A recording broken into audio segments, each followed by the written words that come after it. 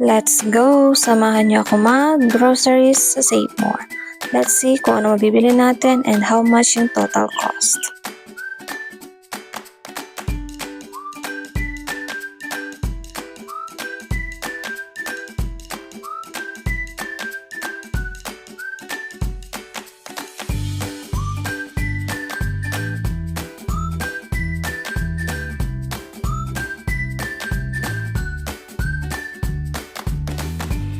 Maglalakad lang tayo at least 5 minutes papunta sa sakayan ng jeep or bus.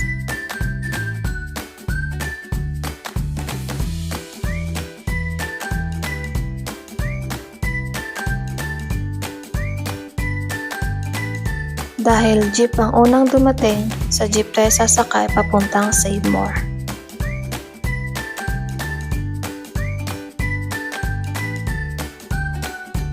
Andito na tayo sa Save More. Let's go. Simulan na natin ang pag-grocery.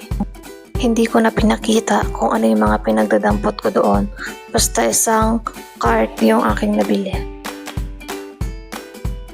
Now, let's go home. As you can see, ang daming passengers and yung mga dumarating na bus and jeepney is punong-puno talaga. So, nag-antay ako dyan ng 1 hour bago ako makasakay pauwi ng bahay.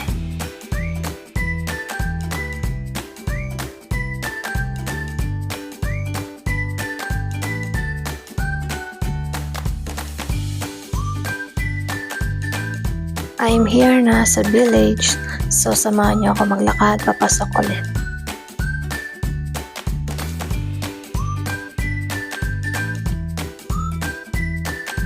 Ito lang naman yung nilalakad ko sa tuwing lalabas ako or bibili ako ng pagkain sa labas. Finally, we're home! Shout out sa mga tao sa labas, yung aking mga neighbor. Mga bagong neighbor ko yan, mga pait. Hello po!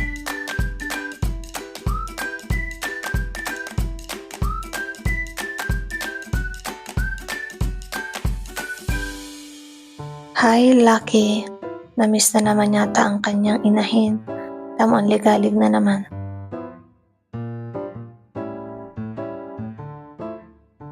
Let's go, samahan niyo ako mag-unpack and mag-organize ng ating mga pinamili today.